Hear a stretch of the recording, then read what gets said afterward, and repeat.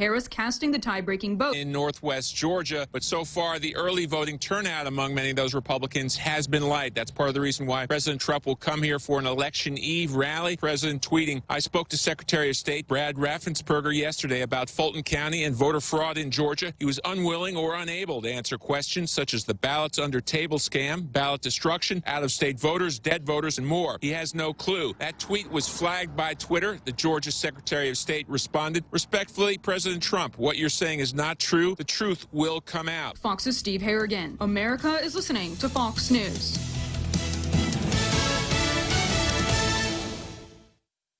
As we usher in the holiday season, we want to express our gratitude and appreciation for the lessons that have allowed us to navigate an unprecedented year. We recognize the impact the pandemic has brought to the world and express our condolences to those who have suffered. We are focused on family and what matters most as a community. Our team at Security Title is proud of the work we do.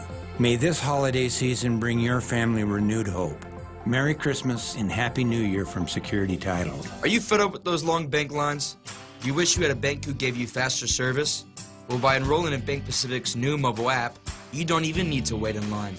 But even if you do want to come down in person, we're more than happy to see your smiling face, as long as you have a mask. Because our service is so good, we don't believe in lines. Because for 66 years, we've been making sure you get the service you deserve. Because where others put branches, we place roots. And we're rooting for you. Member FDIC. Several Republican senators have announced they will vote against counting electoral votes when Congress is expected to certify President-elect Joe Biden's victory on Wednesday. There's reports of 140 Republicans who are poised to protest the Electoral College in addition to the senators. And, you know, to me, the question is, if they're questioning the validity of this election, they shouldn't be sworn in today.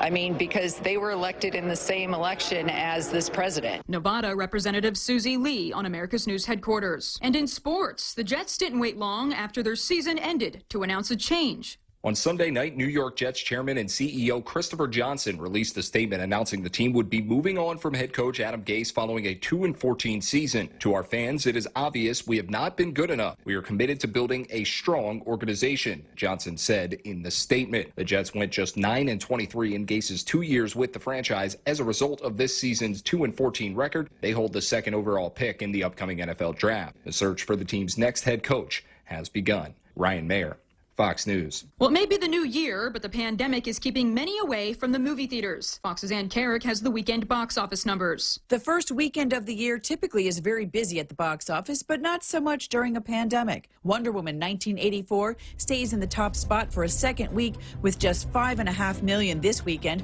way off its opening weekend haul of $23 million. Of course, it's also available on HBO Max. Crude's A New Age moves up into second place, adding just over $2 million, pushing News of the World to third place, the latter bringing in about $1.7 million. Rounding out the top five for the weekend, Monster Hunter with almost $1.3 million and Fatah with $700,000. Ann Carrick, Fox News. I'm Mary Corsetti, and this is Fox News.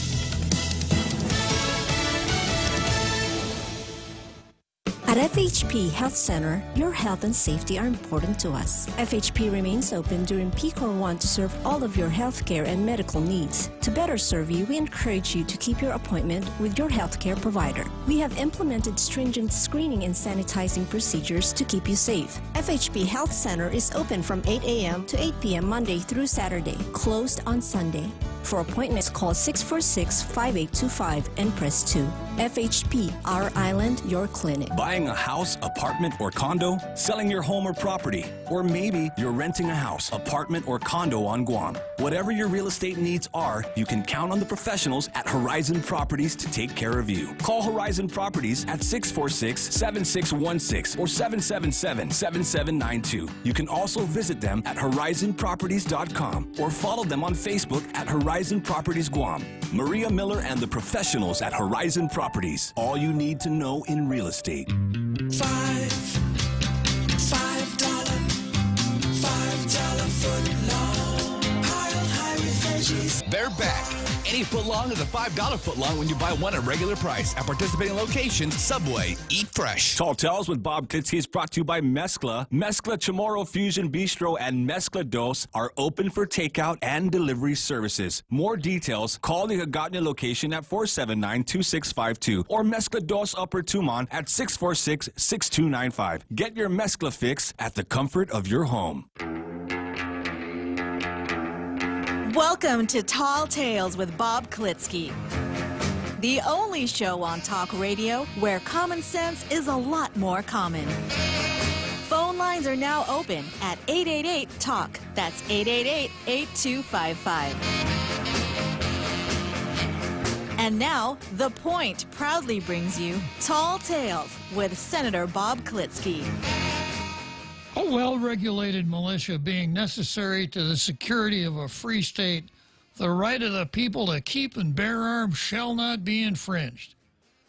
Starting the new year off exactly right with part of the Bill of Rights to the United States Constitution. So I haven't had a chance to interact with tailgaters since last year. And Jose, I got to tell you, you're looking pretty good. You look just as good today as you did a year ago. I owe it to my New Year's regimen. It's been a whole year since I've seen you. There you go, yeah. So Andrew Camacho helps us get the new year off to a good start with his duties as laureate of Tall Tales. Andrew says, so a new year is born, but there's still so much scorn for the year that was 2020. With anxiety and fear, from the people a sneer for the governor's bad policies aplenty. Other issues will arise, and it won't be a surprise. Elected officials will fail at their task.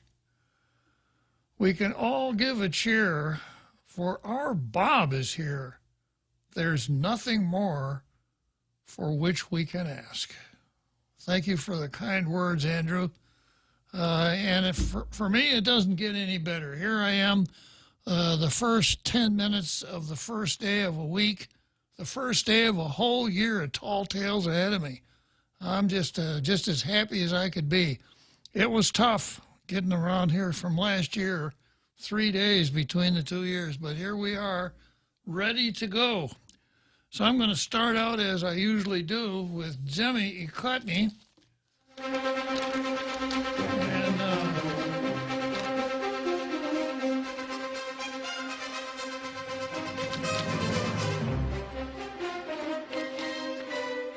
I don't know who's responsible for today's editorial in the Daily News. They don't attribute it to anyone. They don't say it came from the Gannett News Service. They don't say it came from USA Today. They didn't say it came from the Podunk Press. So the custom then is that if an editorial is not attributed to another source, it must be a locally produced editorial. It certainly doesn't read that way. It says, target future one-time payments to Americans who truly need them while being mindful of exploding debt. As the coronavirus plague drags on into the new year, more Americans are falling into financial distress. This is obviously not a local editorial. Apparently, the Daily News just forgot to properly attribute it to whomever they took it from. I'm not fooled. So, boy, I'll tell you what, the year's off to a fast start here. I got a couple folks in the green room already. I do not have a couple folks in the green room already. I got a couple of people that want to chat with Jose already. Okay, so moving on to the Post. Here's the Post. New set of Guam senators offers a chance for a reset. A new set of 15 senators will take their office today. Well, they did this morning. Most members of the 36th Guam legislature successfully ran for re-election, and a few are former senators who took a break from the job of lawmaking. That means that except for Senator Brown, they got beat. This means this set of senators doesn't need time to get acclimated to the job. Their familiarity with the responsibilities that come with the office to which they were elected is a good thing. I'm not so sure about that. Unfortunately, their familiarity with the job teaches them a lot of the stuff ways of doing things that really don't necessarily help us very much. Their familiarity with the responsibilities that come with the office to which they were elected is a good thing, but it can also be a concern for people and families who are outside of the government of Guam employment safety net. Last year, while thousands of private sector jobs vanished in the pandemic, the entire GovGuam workforce kept their jobs even when the level of government services was reduced, and many GovGuam workers simply stayed home and continued to receive paychecks. The first 2 months of the fiscal year saw government revenues decrease, but Governor Leon Guerrero recently said GovGuam's cash flow is steady, and she doesn't think it's necessary to set the furlough notice in motion. Well, as I pointed out Thursday, there is no longer a requirement for a furlough notice. That law was repealed. The governor's confidence rests on more federal cash coming in to help out GovGuam. The reality is that not all of GovGuam's expenses will be covered by federal funds, at least not in a sustained manner. When money gets tight, there could be increased pressure on GovGuam to raise fees and taxes to sustain its massive, nearly $1 billion budget. The private sector doesn't have anything more to give to sustain the government. Many Guam residents who are not with the economic safety bubble of the government of Guam payroll still face uncertainty this year with jobs that have yet to come back or jobs that are now paying so little. It's the new Guam legislature's challenge to make the private sector workforce as much a priority as GovGuam's, and to treat the private sector with fairness. It's a tough task, but the fact that it even has to be asked is a testament to what's been going on in our community. We are a community where the gap between the haves and the have-nots is widening. What our local senators can do is help bridge that gap. Sounds kind of left-wing to me. We wish the new 36th Guam legislature the courage to do all the right things and the wisdom to know what the right things are.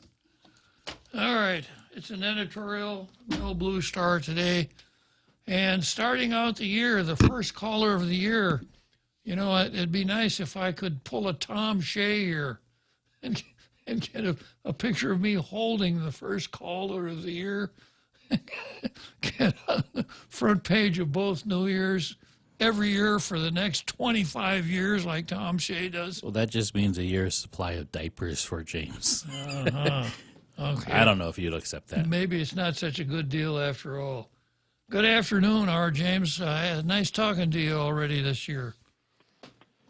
Well, good afternoon, Bob. I was just curious, considering, the comments that you just made there about, GovGuam's, financial quote-unquote intake and, all of these things. I'm just curious, does anybody actually know for sure? Are there any, I looked for it and couldn't find any published, dollar signs for every day that Governor declares an emergency related to this COVID situation. How much money is GovGuam getting from FEMA or Department of Health or all of the above? I mean, do we have an actual monetary situation here where it's advantageous for the governor to declare emergency and keep dragging it and keep going with this? I mean, are they actually getting enough money that they don't need to try to have everyone work and pay regular amounts of taxes and use fees, et cetera? Have we gotten to the point where the federal government going to just keep us afloat as long as we keep declaring an emergency? Is that part of the motivation for this? Well, I think it was last year, but you know, the CARES funding to local governments is gone. It's over. So the only help that's coming now goes to individuals. So I think that might have been the case last year. I've got an interesting post here from Troy Torres. He says much of the $1 billion GovGuam budget is spent on crony contracts. And I suspect, yeah, and I'm glad to see Joanne Brown got elected, because she said she's going to running against an anti-corruption candidate, so maybe she can dig into that. But that's a good point, another James. Where's the money going to come from? It's not coming from the federal government. The governor keeps our local economy locked down, keeps the government payroll operating. It seems that this can't go on much longer, doesn't it? Well, no,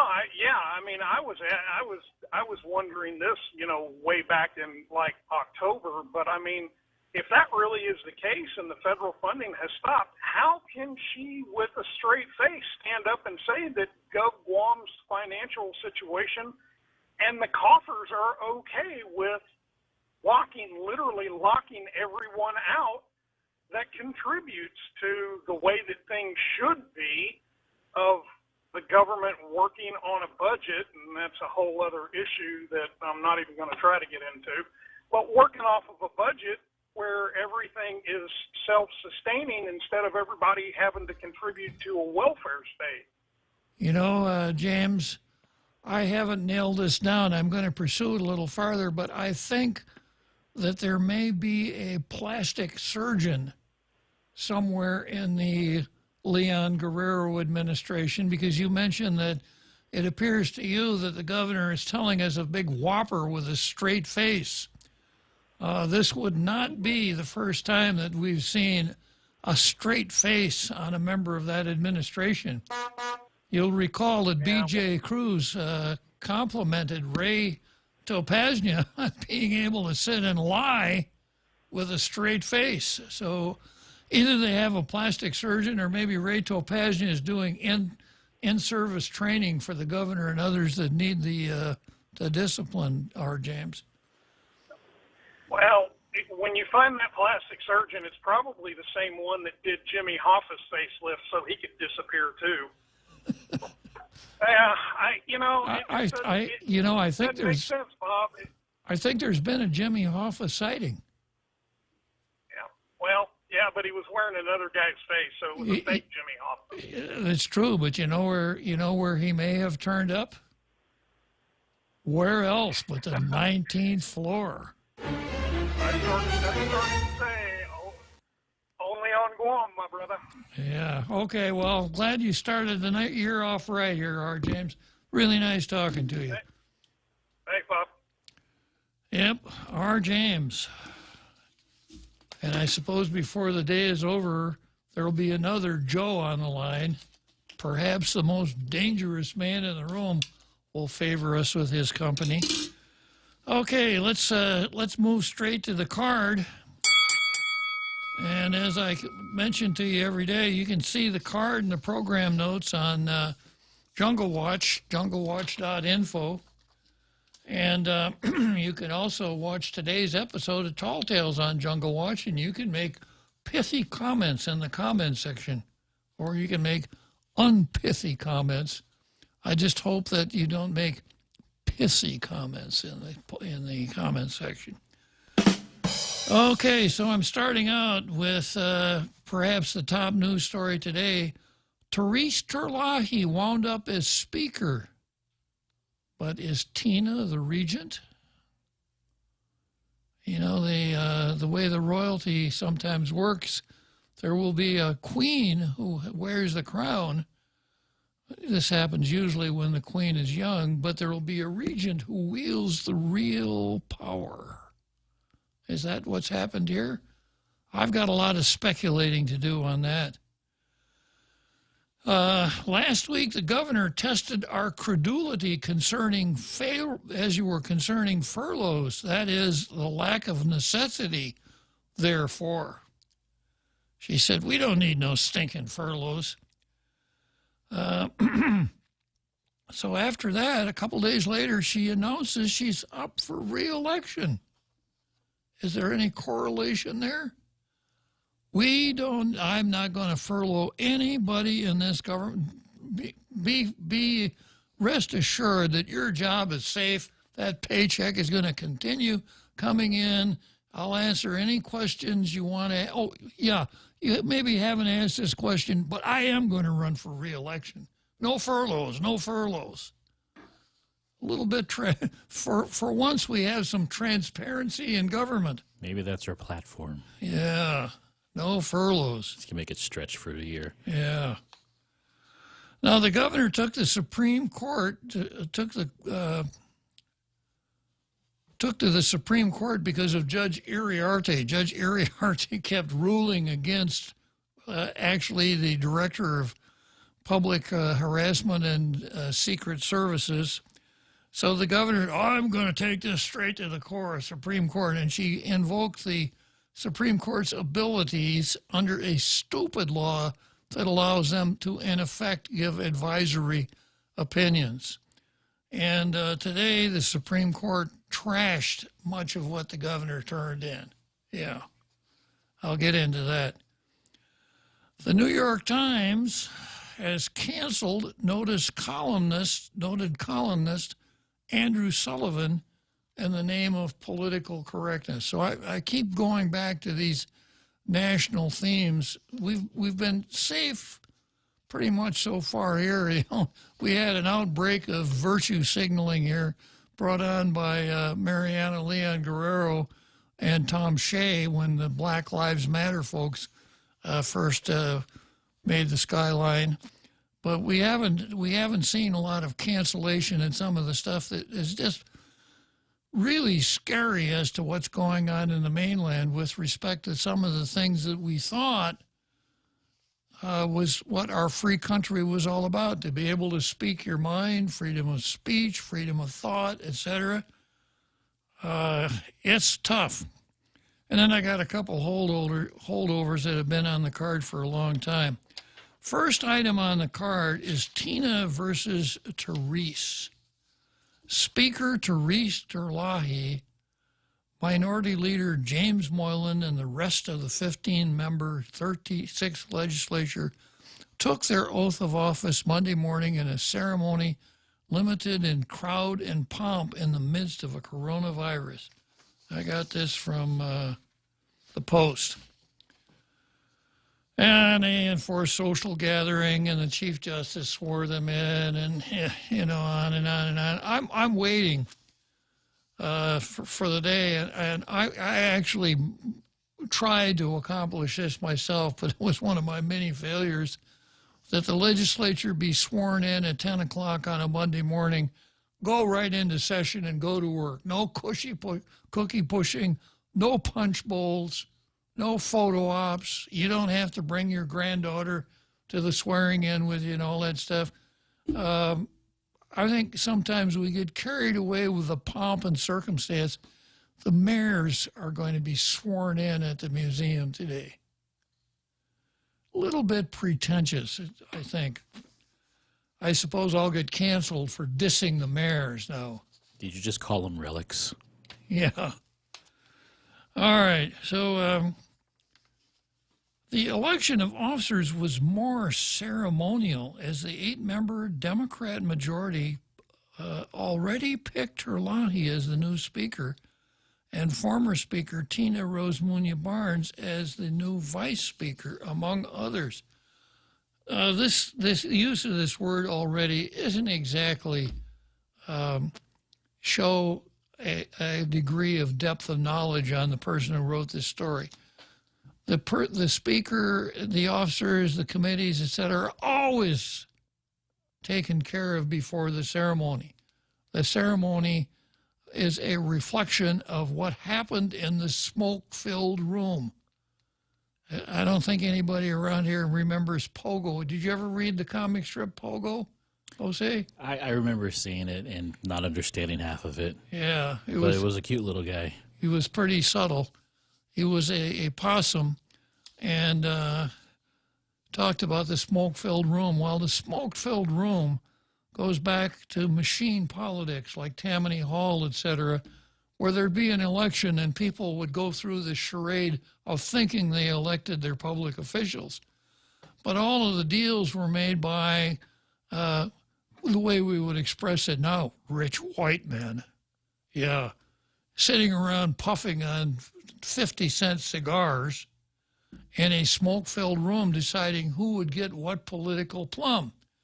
That's where the expression, the smoke-filled room, comes from. So in our politically correct 21st century, we don't even allow smoking in rooms anymore. So the smoke-filled room is purely an allegorical term.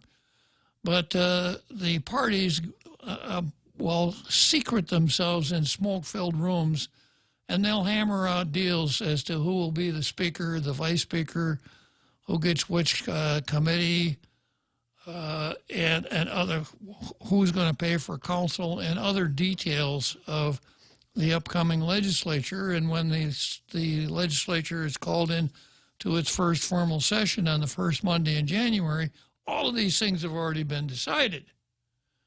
Every time except once. One time there was a coup when the Republicans put together a coalition with some disappointed Democrats, and instead of Tom Atta being sworn in as Speaker, it was Don Parkinson who was sworn in as Speaker. Mm-hmm. So it happens once in a while. And I was wondering if that was going to happen this time around, because some of the vibrations that I get from outside, there hasn't been Tina Rose Munya Barnes has not been the most popular speaker within the hallowed halls of the legislature. And there's certainly been an amount of public dissatisfaction with Tina Rose Munya Barnes. And I hypothesized that since 7 Republicans had been elected, and it takes only 8 votes to elect a speaker, 7 Republicans and Therese Terlahi could elect Therese Terlahi Speaker of the legislature. Or another Democrat who doesn't seem to be a part of the Glee Club over there. What's her name? Sabina Paris. Could have done it. Could have made the nomination so Therese wouldn't have had to vote for herself. So I was thinking of all of the interesting things that could happen in that regard, because obviously if the Republicans formed up with Therese to pull off a coup d'etat, they'd want to get something out of it. Some committee assignments, budgetary considerations, etc.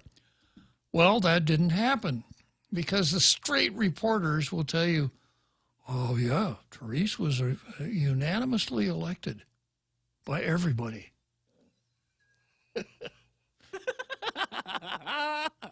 So that's almost like Sherlock Holmes and the Silver Blade here. It's not who voted for Therese, it's who didn't not vote for Therese. That's important. So if the Democrats all voted for Therese, that means that they didn't have to make, or they didn't want to make a deal with the Republicans. So in the name of party unity, it would be a tough way to start a year if there had been a contested vote for Speaker, regardless of which one of the two won.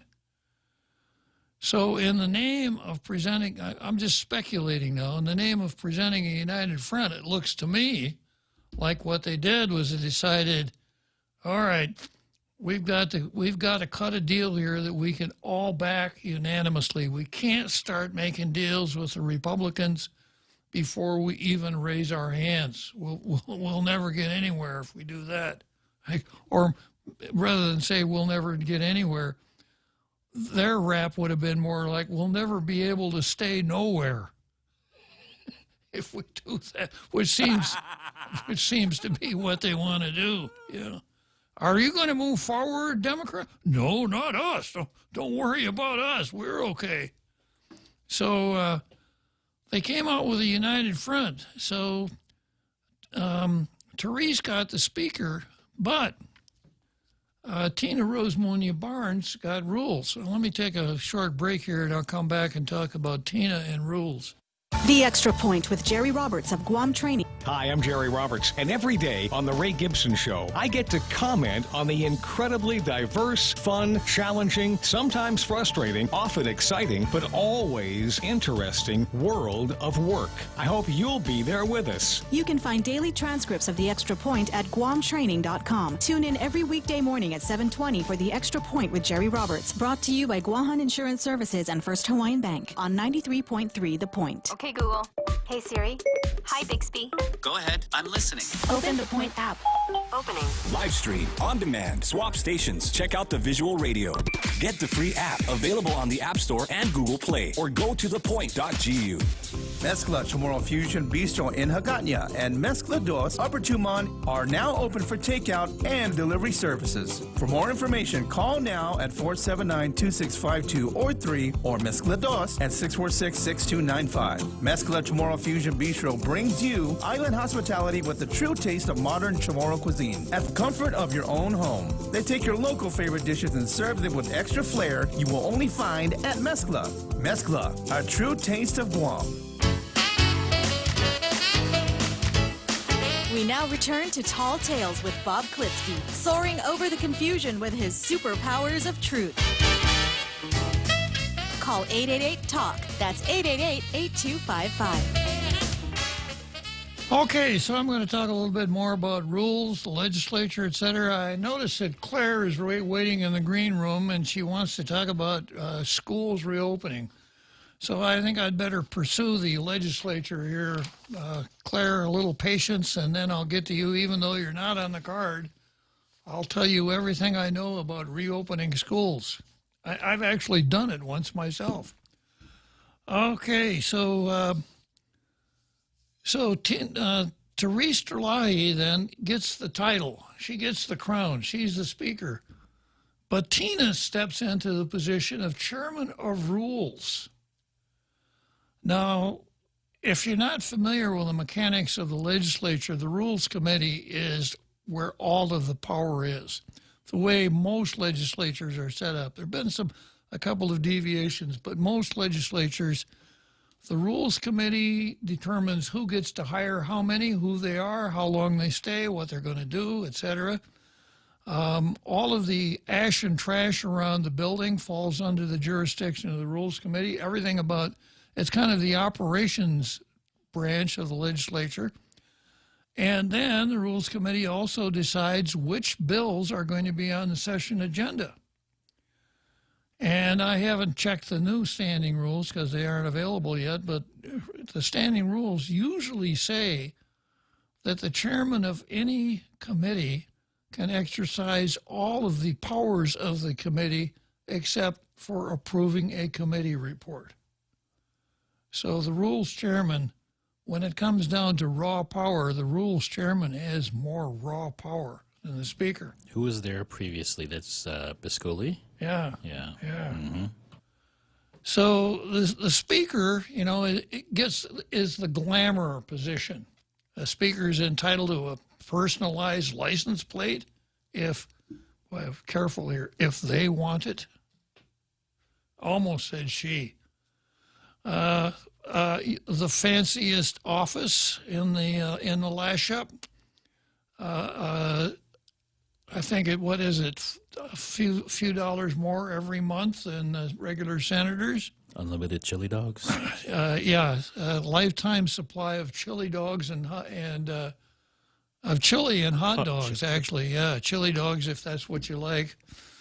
Yeah, and of course the pomp and circumstance. Whenever there's a state cookie pushing event, the speaker always sits in the front row and is always introduced as someone very special. So ceremonially, it's the top of the pile. But the real power is with the chairman of rules. Now, there have only one time I remember that one person was both speaker and chairman of the rules. It doesn't happen very often. That's a lot of power to concentrate in one person's hands. Now, the speaker ought to be able to set a direction for the body because the speaker is elected by a majority of the members. So when it comes to the majority in the legislature, this time the Democrats, if the speaker doesn't want to do a particular kind of legislation and they make that known, it's not a rule, it's not hard and fast, but there's a tendency not to go that way. That's the kind of leadership that a skillful speaker can exercise. So when you saw Tina go from speaker to rules and also vice speaker, it had deal written all over it. So my analysis is that rather than allow Therese to take up the Republicans on a deal, they said, we can't do that. Tina, you're going to have to take one for the team. Or, Tina, we're going for the price on Wilson. So this ain't your night. We're going for the price on Wilson. To which Tina said, you don't understand. I could have had class. I could have been a contender. Anyhow. I could have been someone. Yeah. Instead of just a bum, which is what I am. I could watch that movie every night, I think, on the waterfront. Marlon Brando. Anyhow, it wasn't Tina's night. They went for the price on Tina. That's my analysis of it. Because the Democrats wanted to make sure they presented a united front, so everybody probably got something out of it. The committee assignments are mentioned in the news article. Nothing real noteworthy here. No surprises. The environmental wacko got the Committee on Environment. They also gave Sabina Rev Tax, Labor, Procurement, BOSAP. And let's see. Senator Talina Nelson got self-determination and federal and foreign affairs. She doesn't seem to be cut out of that kind of cloth, does she? Kind of? No. No, she's not.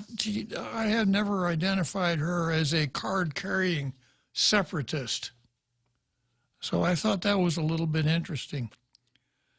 And then Senator Amanda Shelton got higher education. Well, of course. She's got to take care of her brother, right?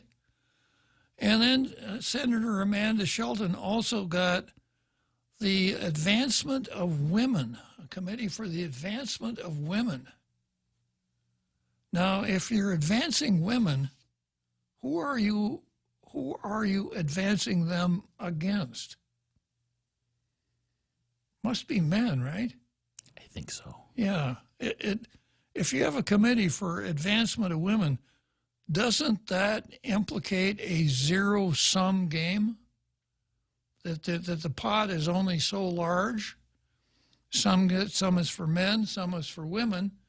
But if you have a committee for the advancement of women, they got to take something away from the men.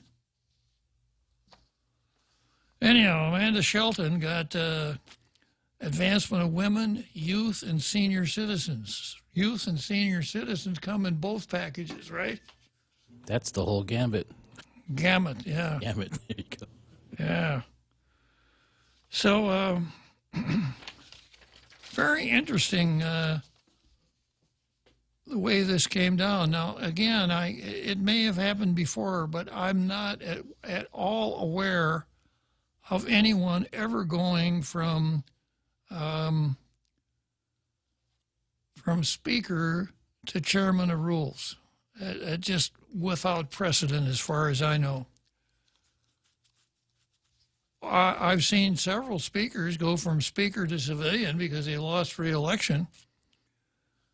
But I don't, it seems to me speakers stay on until the end, or they're defeated or they hang it up. They're out of the legislature.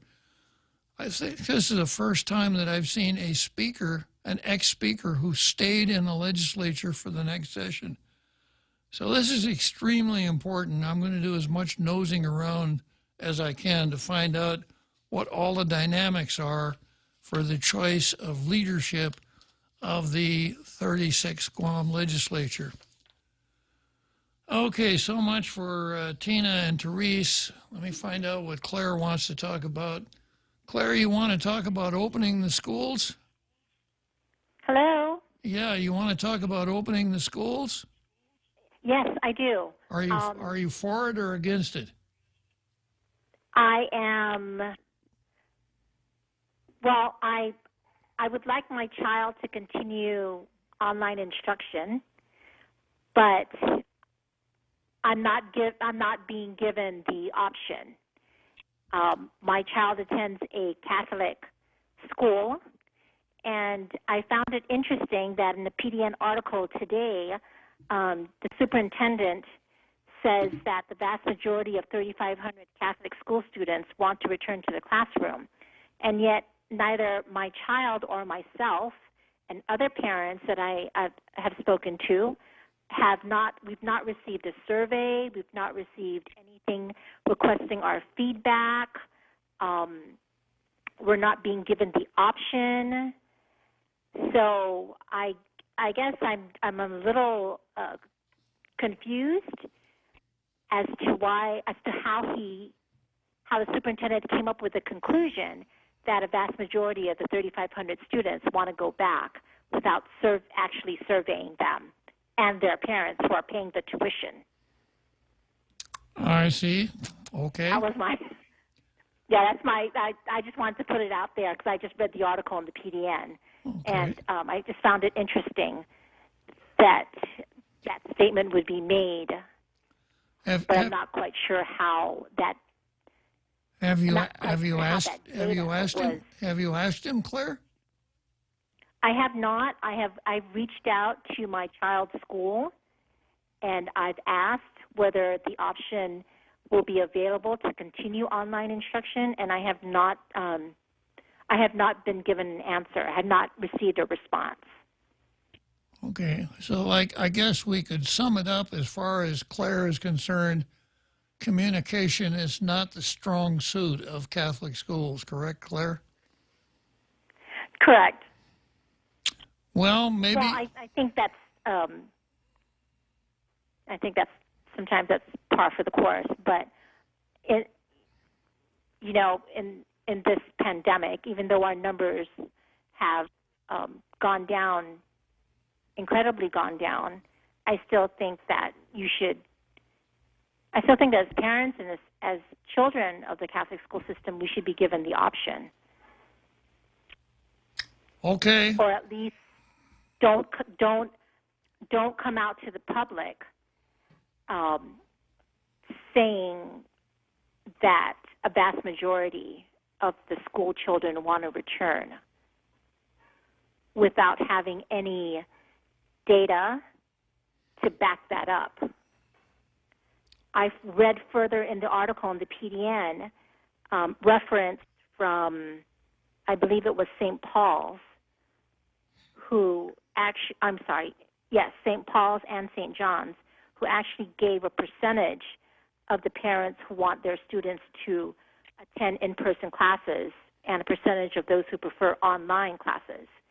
So obviously, if they are putting out in the public eye a percentage, they have that data. They've surveyed their parents and the parents and student population. But to make a general statement that a vast majority of Catholic school students want to go back, I don't know how you can come to that conclusion without gathering the data from the actual stakeholders, which are the students and the parents. Well, Claire, I have a friendly suggestion for you, okay?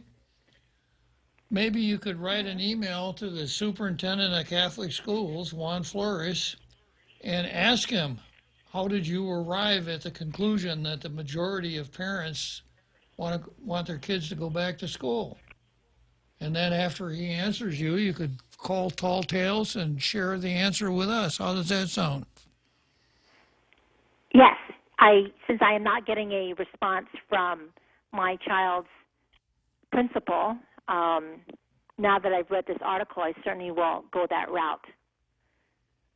Okay, Claire. Well, I'm glad you called today, and I'll be looking forward to the next chapter of, well, maybe we can put this on the card one of these days, Claire versus Juan Flores. Right, Claire? I will keep you informed. Thank you very much. Nice talking to you, Claire. Happy New Year. Thank you. Bye-bye. Yeah. Okay, well, that's, yeah, you know, people are always more amenable to things that they think that they've had some role in, even if they haven't had a role in it. All right, next item on the card here. This is a follow-up on the story that ran last week. Governor, no need for GovGuam furloughs. Governor Guam employees and officials' jobs are safe. Governor Leon Guerrero assured them on Wednesday. So this story came out on Thursday. In an interview with the Daily Post, the governor said there's no need to set GovGuam's multi-stage, weeks-long furlough notification in process, in motion. Yeah, and of course nobody knows this but me because there is no more. That law was repealed. The governor made the comment when asked if she'd consider following an example set by Hawaii's state government, which is planning to implement furloughs. Now, here is, you know, I really like the dialogue from On the Waterfront where the Marlon Brando character, Terry Malloy, and his brother are riding in the back seat of a taxi cab, and Terry comes up with the famous lines that we just played with a minute ago. You know, he comes into the dressing room and says, "It ain't your night, kid. We're going for the price on Wilson." And later on, Terry says, "You don't understand, Johnny. I mean, you don't understand. I could have been somebody. I could have had class. I could have been a contender," right? So that is really great dialogue, and I just can't get enough of it. I like to collect the great dialogues whenever I see it. Clark Gable in Gone with the Wind, when Scarlett O'Hara in the depths of emotion says, "Oh, Rhett, where shall I go? What shall I do? What shall become of me?" And Clark Gable says, "Frankly, my dear, I don't give a damn." Yeah. And a couple of the short ones from Casablanca. Gambling in Casablanca? I'm shocked, I tell you. Sir, your winnings. Yeah. Thank you very much. Well, I found a local one that's right up there with that class of dialogue. This is a quote from our governor, talking again about layoffs. "The reality is that we're not at that point where we need to roll out. We're not at that point, and I also don't think it will get there because, I thought this out almost every day is that we get the financial assistance coming in, right? And then we're going to start bringing back our tourists."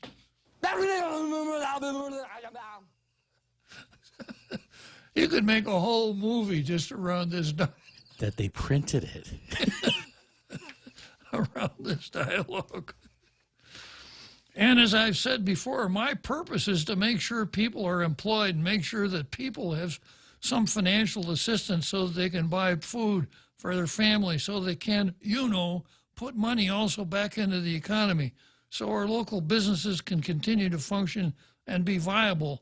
And the one way to do that is to keep as many people employed as possible. But we decided last week that when she says people, she means people working for the government of Guam, not just people. And no bars. Yeah.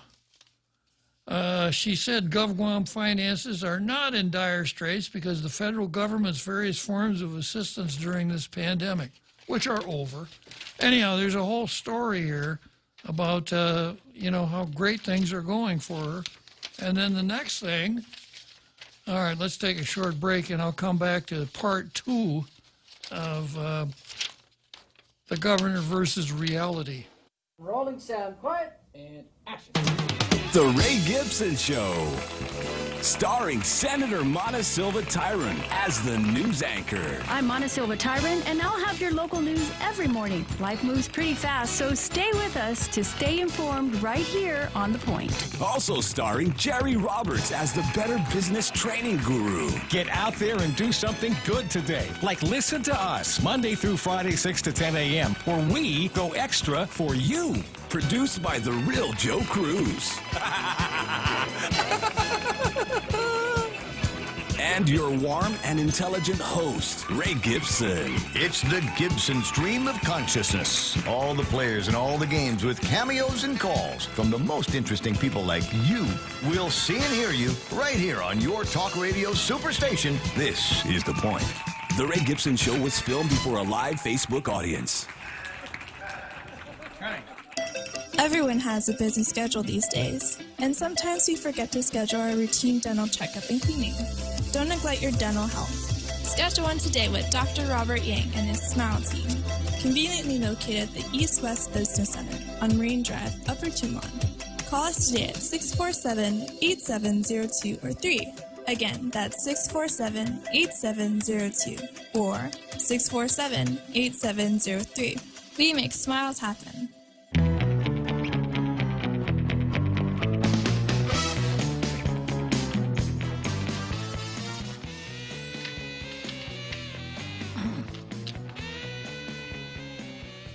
Okay, so we're just about ready to wind up the first half of the first Tall Tales of the new year.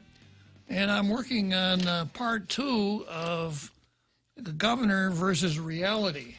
Part 1 was the governor telling us what good financial shape the government of Guam is in, and there's no need to even think about furloughs, layoffs, things like that. It just isn't going to happen. Not after. Then after that, we have a story that ran in a Post, of course. The countdown to election 2022, less than 2 years away, is on. Governor Leon Guerrero said she is seeking re-election, with Lieutenant Governor Joshua Tenorio as her running mate, dispelling rumors of Tenorio veering towards a different political path. I'm seeking re-election, the governor said in an interview with the Daily Post. Lieutenant Governor Josh and I work very well together, despite the fact that in the very beginning, there were rumors out there and people were trying to divide us. The governor said in an end-of-the-year interview, "We have talked about this very extensively, that when we become governor, there are going to be people out there that are going to distract us. There are going to be people out there that are going to criticize a governor? We got to put a stop to that. That's just not right. There are going to be people out there that are going to divide us, but we're very aware of that." Now, I don't know what to use for pronouns over there at Government House, but there's how the next sentence starts. He and I work very well together. I think she meant they and I work very well together. Come on, Governor. They and we? Yeah. Josh, by the way, Wednesday was his birthday, and I wish him happy birthday. Well, that's really, really important. Gosh, that should have been the headline of this story. Lieutenant Governor celebrates birthday. We could have done a whole show on that. Yeah. The governor has great skills that complement my skills. Not as great, of course. great skills that complement my skills. I have skills that complement his skills. Which one of the two is the more modest, do you suppose, Jose? They seem to be as proud of their humility as I am. I have skills that complement his skills, and together we work as a team to run and govern the government of Guam and to protect our island and people. I got to take a short break here. Give me a minute out there, folks. You know, as old as I am and as tough as I am and as long as I've been around, it takes a lot to overwhelm me, but that one just overwhelmed me. I have skills that complement his skills, and together we work as a team to run the government of Guam and to protect our island and our people. I feel a little bit safer every day. The governor added, "We do disagree at times, but you know, the good thing about it is at the end of the day, Josh always caves in." Oh, no, that's not what it said. We come out united. While she has her sights set on a re-election campaign, the governor denied any political motive in the governor's office video productions posted to social media rather than talking to reporters about her government's actions in this pandemic and on other issues. "My purpose is not re-election," she said when asked about the video productions. "I am not a career person." Lieutenant Governor, the governor is not a career person. She's, you know, they used to have a show on radio way back in the day called Queen for a Day. I don't remember who the MC was, but he'd always come on. He'd have several females come on. "How would you like to be Queen for a Day?" You know, applause and cheers and laughter and everything like that. And then they would interview women, and it was a quiz program, you know. Since they were asking questions and they were all women, they were really easy questions. Beep, beep. Yeah. I was a little shocked. Yeah. And they would always say, "Okay, could you introduce yourself to our audience out there?" "Well, I'm just a housewife." And the MC would say, "Don't say you're just a housewife. That's a really important position. I'm so glad to have housewives here with me on Queen for a Day. Would you like to be Queen for a Day?" Yeah, radio isn't what it used to be. All right, let's take a short break here, and I'm going to come back to the governor versus reality.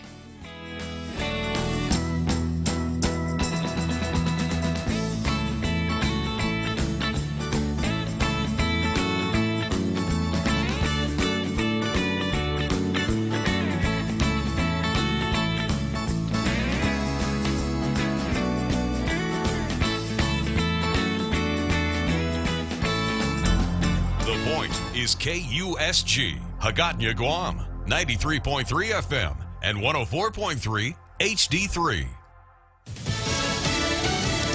Dialing for democracy. I'm Mary Corsetti, Fox News. A heated hour-long phone call on Saturday between Republican Georgia Secretary of State Brad Raffensperger and President Trump, where he bashes the electoral process of the Peach State. You know what they did, and you're not reporting it. That's a criminal offense.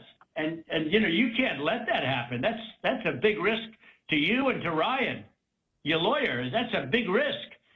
But they are shredding ballots, in my opinion, based on what I've heard, and they are removing machinery, and and they're moving it as fast as they can. The audio obtained by the Washington Post. Election officials previously announced President-elect Biden as the winner of Georgia by almost 12,000 votes. Meanwhile, the Senate runoff races there are just days away, and Senate Democratic candidate John Ossoff on Sunday speaking at a campaign drive-in event in Savannah, Georgia, to urge people to vote Democrat. When you send me and Reverend Warnock to the United States Senate, we will pass legislation to ensure that testing and vaccines are free for every American. We will power Georgia's own Centers for Disease Control and Prevention to lead the public health response to this pandemic. President-elect Biden plans a visit to Georgia Monday to show his continued support for the Democratic candidates. It is the last major push to help the Democrats gain control of the Senate, which will determine the president-elect's legislative reach on a lot of his biggest campaign issues, including efforts to bolster the Affordable Care Act. It follows a considerable fundraising effort. Biden's team reportedly steered about $18 million toward John Ossoff and Raphael Warnock's election bids, including about $6 million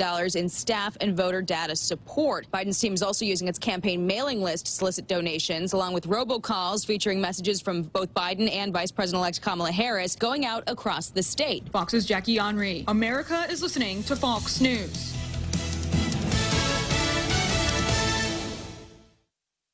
Are you fed up with those long bank lines?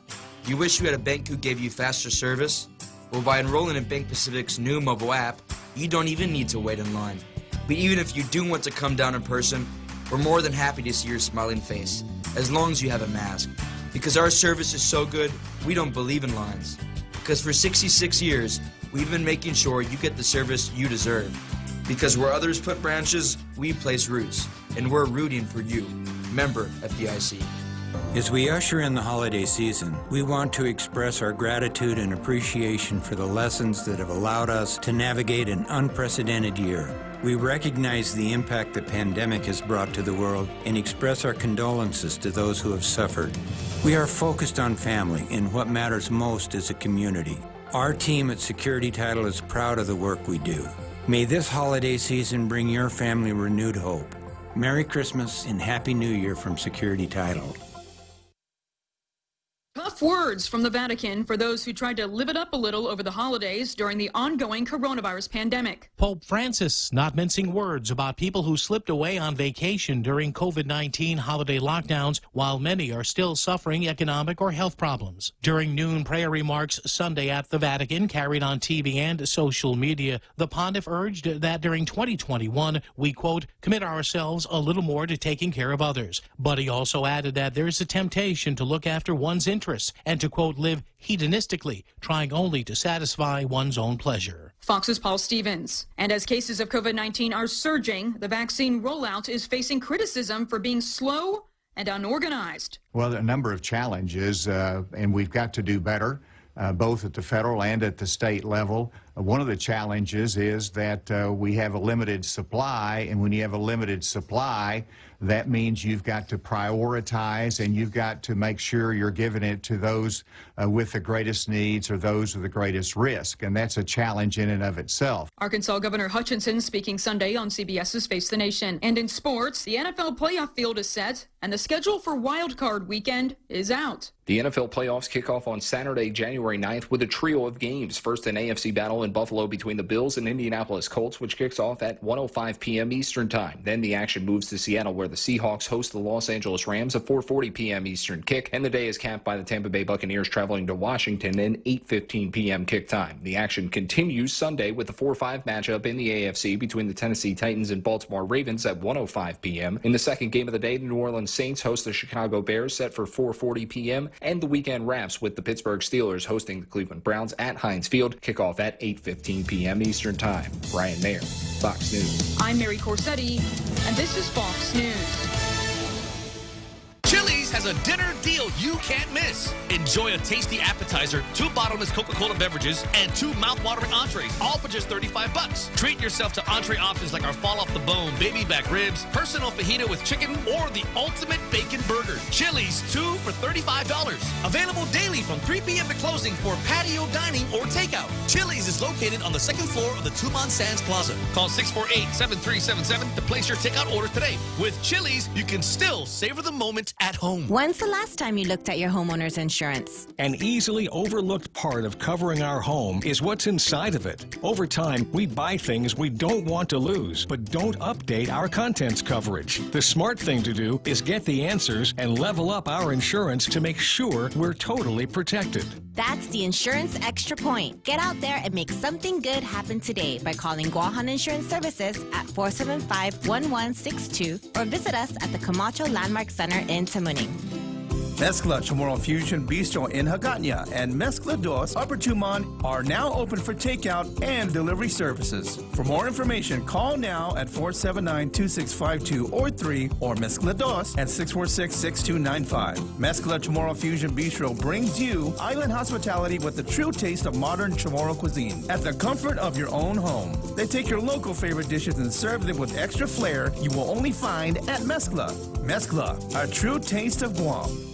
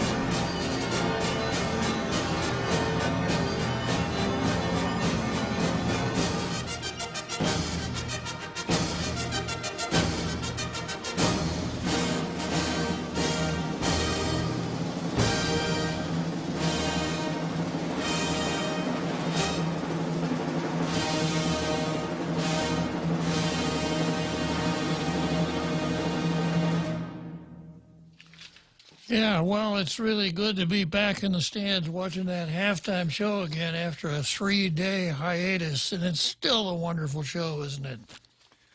Okay, so I'm working on part 2 of the governor versus reality. This is the part about the governor declaring that she's going to seek re-election. And I'm just finishing up this article in the Post. While she has her sights set on re-election campaign, the governor denied any political motive in the governor's office video productions posted to social media rather than talking to reporters. Now, I don't follow this stuff that much, but apparently instead of taking the opportunity to answer reporters' questions, the governor posts a lot on Facebook and social media, et cetera, with her own video productions. Denied any political motive in the governor's office video productions posted to social media rather than talking to reporters about her government's actions in this pandemic and other issues. Well, which will make better campaign materials come 2022? Well-edited parts of the videos that she shot during the time she was a governor, or interviews with reporters? That's a pretty easy one. She's running for a re-election, you guys. And then the governor just really put a stop to that line of questioning by saying, "My purpose is not re-election." She said when asked about the video productions, "I am not a political career person. My work comes from my heart." Another touching moment here. "It comes from my love of my island." I remember during the time she was running for governor against Ray Tenorio, talking about love for her island, she said, "This is my island, Ray. I was born here. I live here. This is my island." You remember that, Jose? Crystal clear. Yeah, I guess this was evidence of her love for her island. But she says it comes from my love of my island, and then says our island. It comes from my love of our people. I don't know, man. Somebody left a package of Kleenex here for me. I guess they thought I guess they figured out I'd be dealing with some pretty emotional stuff here, some of this stuff from the governor. Mostly tears of laughter. Yeah. All right, so I check in the green room, and who has slipped into the green room unannounced? None other than Juan Flores, the superintendent of schools. So, Claire, I guess the teachable moment here is that when you want to find out what's going on, you call Tall Tales. Right, Juan? Well, I think the teachable moment, Bob, is when you're trying to find out something from your school. Call the school. I mean, that's what I've been telling parents. Don't get on the radio. If the school doesn't announce what's going on, then you can call me, because I usually get on the school's cases to communicate with the parents. And so, I don't know. I just happened to be finishing up a late lunch, was ready to go finish a project. Tony Diaz called me to let me know that there was some discussion on this guy Klitzkie on his show on the radio. So I just thought I'd call in and share some stuff. But some lowlife named Klitzkie, huh? Oh, I wouldn't say lowlife, because he's a pretty tall guy, so it's not low at all. You fit right into the Tall Tales landscape quite well, Juan. Oh, I don't know. Don't get me tied into anything yet, Bob. It's a new year. I get to start from scratch in the new year. All right. But I don't know if I heard right that Tony said that the parent who called was concerned that maybe the schools don't have a sense of what the parents want, or that they haven't been surveyed about what the parents want in terms of reopening schools. And just one example of what's going on, I happen to also be overseeing the operations at San Vicente Catholic School as the acting principal. Been doing that for a few months, and we just did a survey of almost all the parents, and the vast majority of the parents want kids to come back to face-to-face education. Some of those parents have been asking for that since 2 weeks after we went to online schooling. And actually, the other group that we have to pay attention to, maybe 20% of the parents at this school are not sure. They are waiting to see what the numbers are going to be like, after New Year's, after Christmas and the New Year's. And maybe a little fewer than 10% don't want to come back to school. And so we're, at this school anyway, we're going to accommodate those parents with some continued online learning. And that's what most of the schools are planning on, that they'll go to face-to-face instruction, but still provide some kind of online learning for the students whose families are not comfortable. And I think we have to respect that they may be apprehensive about coming back to school. We got to pay attention to that. Well, going back to my own high school days, if someone had said, would you rather go to school or do online learning, my answer would have been, I don't want to do either. I don't want to go to school at all. There's probably some. I don't know that I could have answered that question, Bob, because I don't even know if I would have known what online learning was. Back when I would have chosen to go to school. Frank with you, I would have chosen to go to school because I enjoyed high school, especially. I did too. I'm only teasing. High school, and I've mentioned on this program that it is a shame that kids are losing potentially one of the most enjoyable times of their whole life, especially kids in high school, Well, and a couple of teachers today and I talked about, how many years are we going to continue to say, oh, this occurred because of the pandemic, or this is a result of what happened for that whole year, or we have to do X, Y, and Z because of what happened back then. And I think we're going to see the effects of everything that's going on for a while. But before we worry about that, let's deal with what could be happening right now. And I think getting the kids an education is what's really important. And even though it hasn't been perfect, I gotta say that the Catholic schools have been teaching kids, the vast majority of them, since we were locked down in August, back in August. After a week or two of face-to-face learning, and then we were locked down, teaching continued. And again, it hasn't been perfect. Maybe we haven't helped the students learn as much as they can. I mean, my message to the faculty at San Vicente today was, let's maximize class days from now until the end of May. Let's figure out what it's going to take to get kids ready for the next grade, and then let's work on it. And stop worrying about what we didn't do last semester. So, okay. Well, going back to the call that prompted Tony to give you a heads up, the caller named Claire said that she read in the paper that you had been quoted as saying the majority of the parents want the kids to go back to school. And she wondered, she wasn't aware of a survey or any formal gathering of data, and she wondered what the source of your statement was, if you'd care to comment on that. Yeah, most of that has come from the schools that have said that the parents do want the kids to come back to school, and you know that with restrictions getting lifted in different ways, more and more parents are going back to work, to face-to-face work.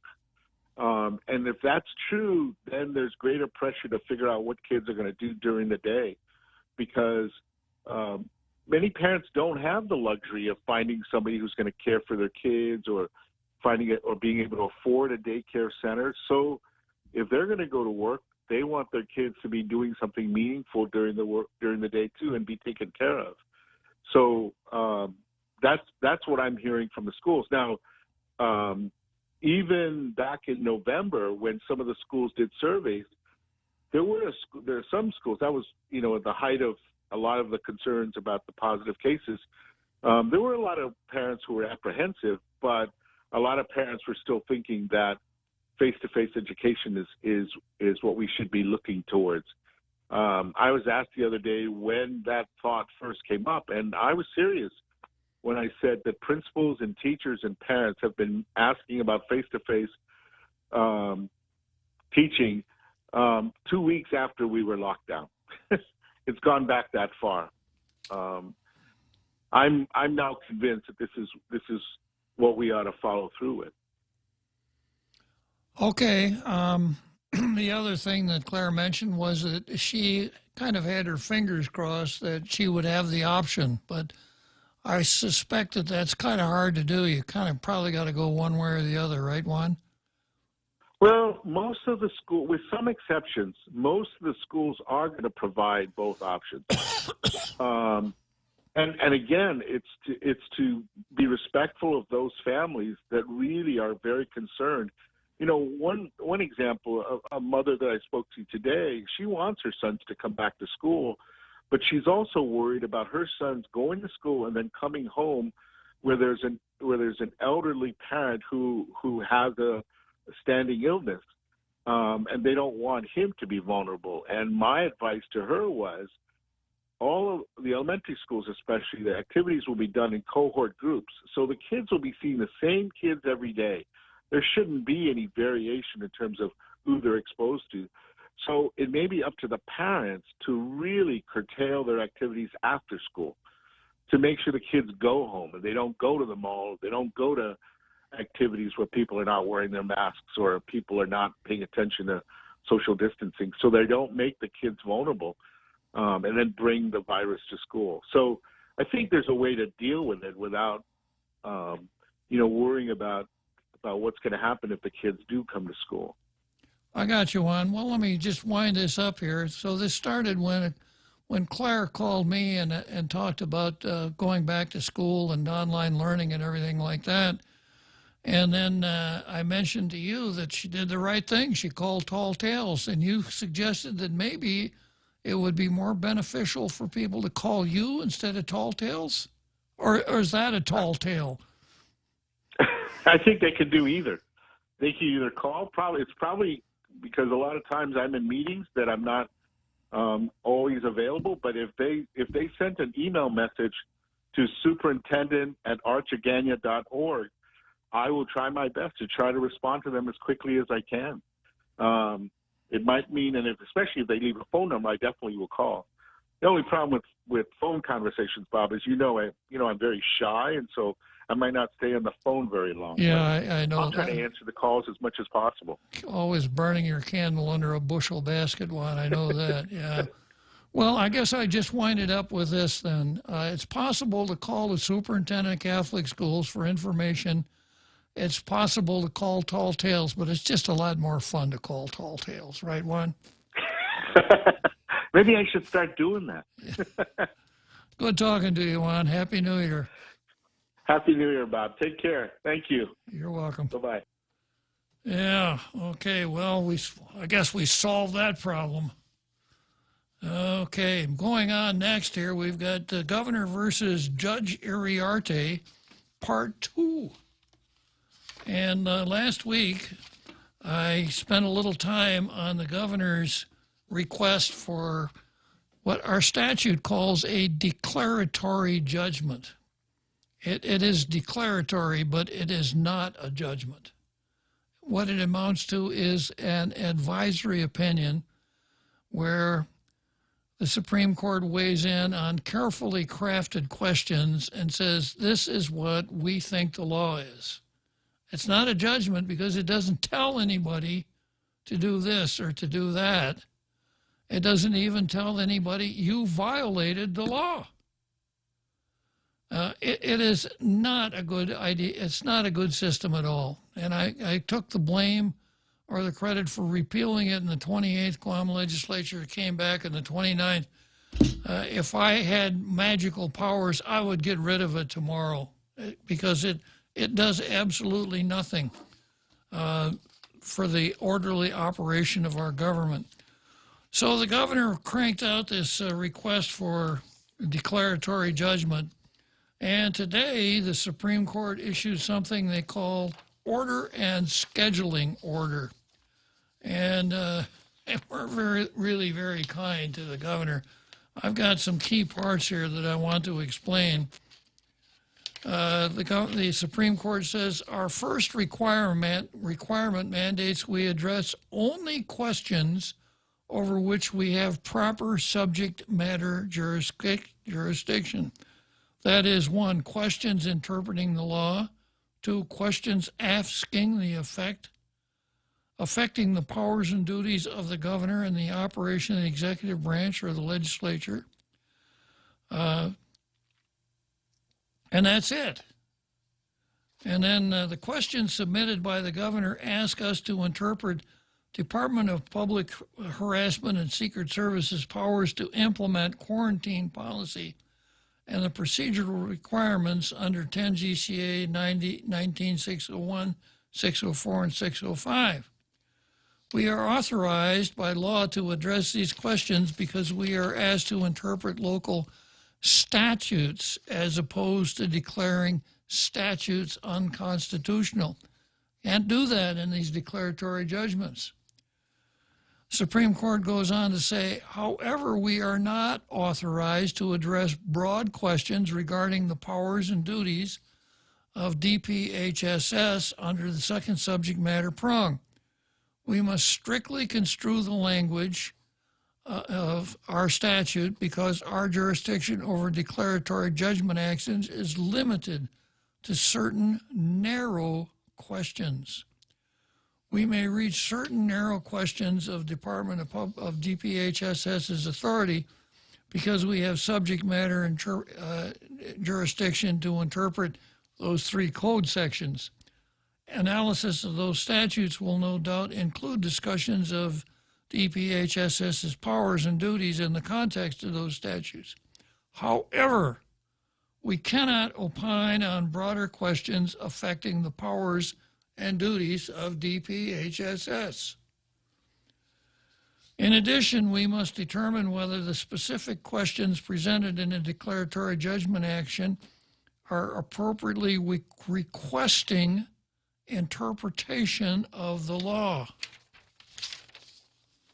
For those reasons, we find the following 2 questions, only 2, appropriately before us. May quarantine orders be challenged on constitutional grounds? If yes, what level of scrutiny would be applied? 2, may a court modify a quarantine order issued by DPHS? If yes, under what circumstances? If yes, does the modification impinge on the governor's powers and duties to quarantine and protect against the spread of disease? The governor presented 5 questions to the court.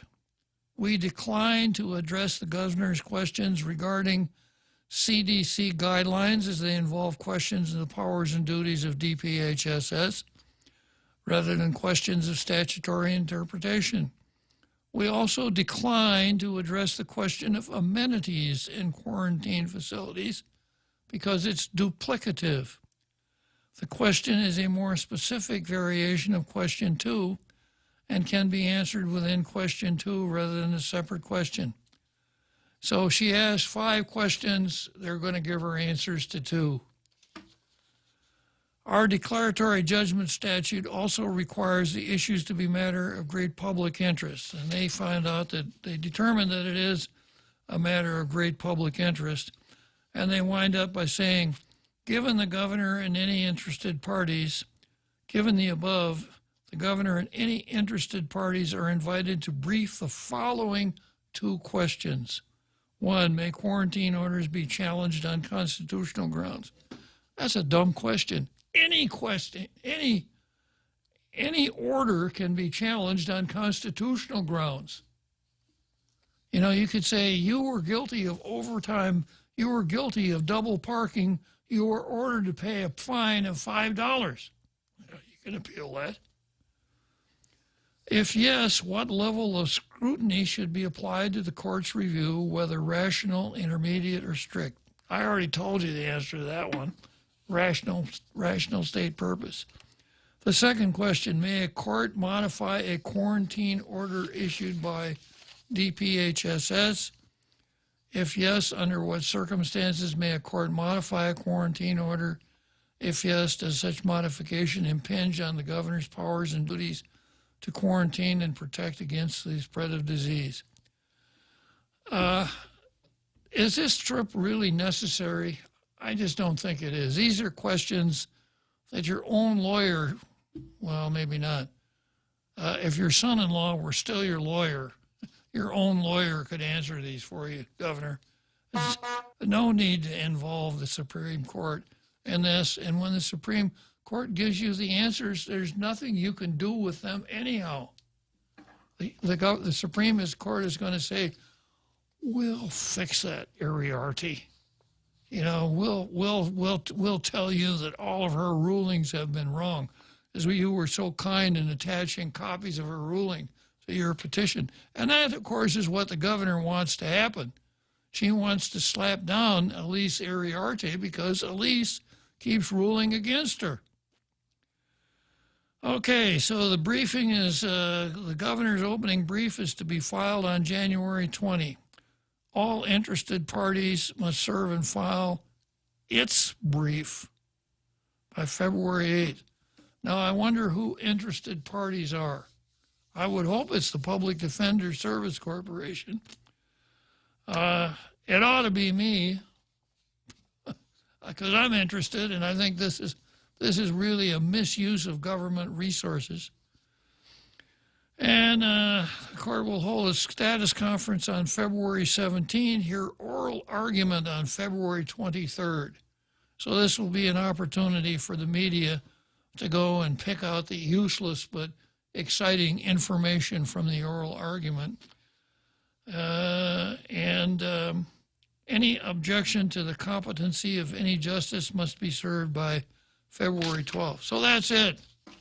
So I predict that this is going to be of small use to the governor after it's all over, burning up several hours of competent counsel and justices' time. So be it.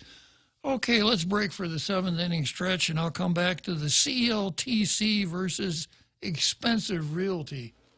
The Extra Point with Jerry Roberts of Guam Training. Hi, I'm Jerry Roberts, and every day on The Ray Gibson Show, I get to comment on the incredibly diverse, fun, challenging, sometimes frustrating, often exciting, but always interesting world of work. I hope you'll be there with us. You can find daily transcripts of The Extra Point at guamtraining.com. Tune in every weekday morning at 7:20 for The Extra Point with Jerry Roberts, brought to you by Guahan Insurance Services and First Hawaiian Bank on 93.3 The Point. Everyone has a busy schedule these days, and sometimes we forget to schedule our routine dental checkup and cleaning. Don't neglect your dental health. Schedule one today with Dr. Robert Yang and his Smile team, conveniently located at the East West Business Center on Marine Drive, Upper Tumon. Call us today at 647-8702 or 3. Again, that's 647-8702 or 647-8703. We make smiles happen.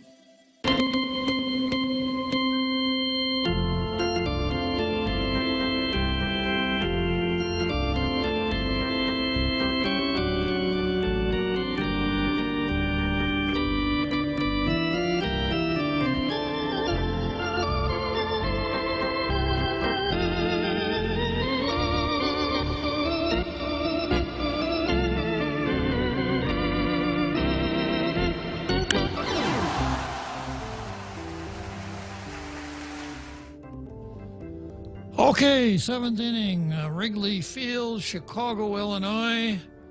We are going to go from Wrigley Field in Chicago straight to Orly Field in Paris and speak with our friend Frenchie, although I don't know exactly what Frenchie wants to talk about. I'm going to take a chance because if Frenchie wants to talk about it, it's going to be interesting. Then I'll come back to the Chamorro Land Trust Commission after I chat with Frenchie for a moment. Good afternoon, Frenchie. Good afternoon, Bob. How are you? Happy New Year. Couldn't be better. Thank you. Yeah. Yeah. I was gonna try to use my crystal ball for 2021 for Guam, and like you, I saw the governor's declaration. I saw the new speaker. And all those things, it looks like the Democratic Party, and they met, apparently, they said, for a long time to take the right leaders and so on and so forth. It looks like Lou is in full preparation mode for being challenged by our delegates, San Nicolas, for the governorship. And they are a little bit in a panic, so they're going to try everything. They had to get rid of Trichin Barnes because she's more of a hindrance and a help at the legislature. And seeing her results, I think she arrived 10th out of the 15 senators. For a speaker, it's a very big rebuke. And of course, all of Lou's movements with Underwood and everything didn't come to fruition.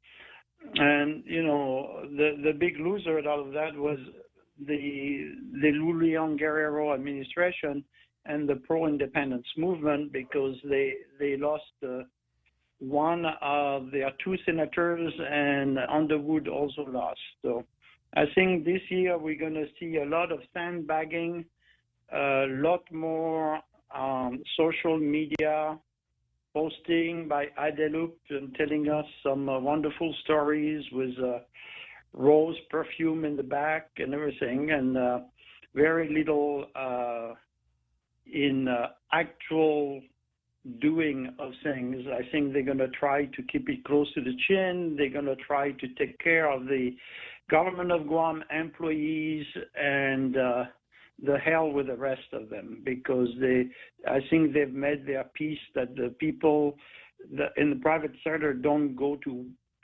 vote, which I think is stupid, but that's their analysis, and that's where they're going with this. So as far as the Republicans, it looks like all the rhinos are back in place, and now Jim Woke Moylan has joined them. So we're going to have an interesting year to see who's coming up with the best softball to bring the best media coverage. And we know Lou anyway is always going to get the best media coverage because she's getting the same type of media coverage that Mr. Biden is getting on the national level. It's softball questions and not much less else going on. So. I'm sure that the reporters have sat down with the quote that I like so well and have tried to figure out how they could provoke another quote of a similar quality out of her this next time. Yeah, no, we'll see.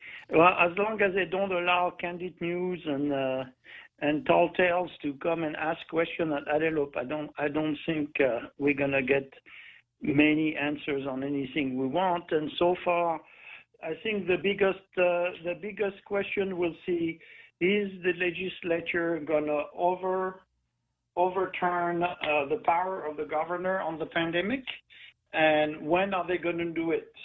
And it's gonna be giving us pretty much the idea of what's happening and how far the Republicans are willing not to go. True enough. So that's kind of my crystal ball for 2021, and we'll see where that goes. I'm not very optimistic, but you never know. Sometime out of desperation, they actually do something for us, but it's kind of a rare thing. Okay, we'll see how the business community is going to continue taking it on the chin or not. And if they are willing and able to put the pressure on the opposition to actually be an opposition, we'll see that. And as far as the schools, I think, the Gov said that in her heart she knows that was the right thing to do, but we know it's actually because the teachers have been willing to go back to school. If not, she would not have done it. So we're gonna get a drip type of return to hard-earned liberties, but she's gonna try to keep a tight leash on us for as long as she can, and she's gonna try to look for stories to go against St. Nicholas, because St. Nicholas is the biggest threat to our governorship and her re-election. Well, Frenchie, I'm really glad you peered into your crystal ball. I was thinking maybe I'd like to borrow your crystal ball from you, but I can't read French, so I guess you're going to have to continue to be the interpreter of Frenchie's crystal ball. I have one in German, but it's in classic Gothic character. So I don't know if you're old enough to remember how to read the classic Gothic character in German. So a double S looks like a capital B. That one you mean? Yeah, those kind of things. Yeah, I missed that part of school too. Good talking to you, Frenchie. I haven't talked to you since last year. And Happy New Year. Same to you. All the tailgaters. Thank you very much, Frenchie. Good talking to you. Goodbye. Okay, so the word from the Frenchman. And now I got another caller in the green room. Tim Rohr is going to tell us kind of a follow-up on Frenchie, right, Tim? Yeah, Bob, as you know, I don't like to call in live because I don't like to hear what I have to say. I like to hear what you have to say. But when I hear Frenchie, I can't help but be inspired. And actually, I think Frenchie's crystal ball is not in French. I think it's in Latin, and we may need, we may need some more expertise in that area. But I had to laugh. I mean, this is just an aside. It could be some fun.